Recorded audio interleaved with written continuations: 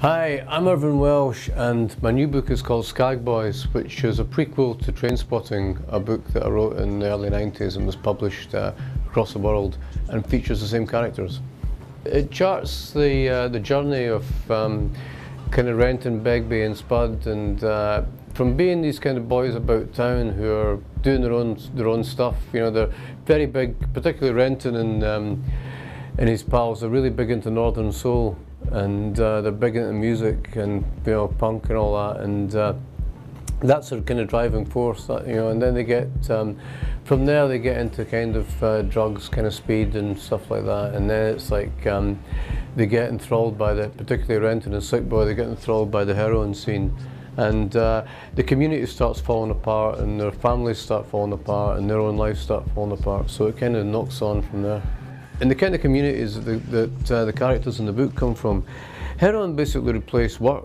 You know, it was like one minute you had lots of jobs, kind of sort of skilled kind of manual trades, and then an unskilled manual kind of work, and then you had none. And the only drug you had was kind of was alcohol, basically nothing else. Then suddenly you had everything else. You had a massive flood of imported Pakistani and Afghanistan heroin, and heroin basically became not just the way that people kind of diverted their attention from the kind of, you know, the boredom and the misery of having nothing to do, but it also became the economy. You know, it became the heroin, and then cocaine, ecstasy. That became the black economy in these areas. That became the underground economy, the way that people made money. This one, Skagboys, was the original first 100,000 words that I had from Trainspotting when I started to write and find my way into it. And I just never knew what to do with it. Basically, I finished the book by kind of cutting into the middle and tacking on this heist ending.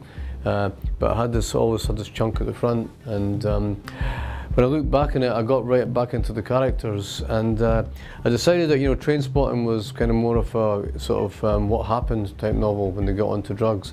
This had to be more about why, how did they do it? You know, what were the things that kind of in their lives that led them to that kind of down that path.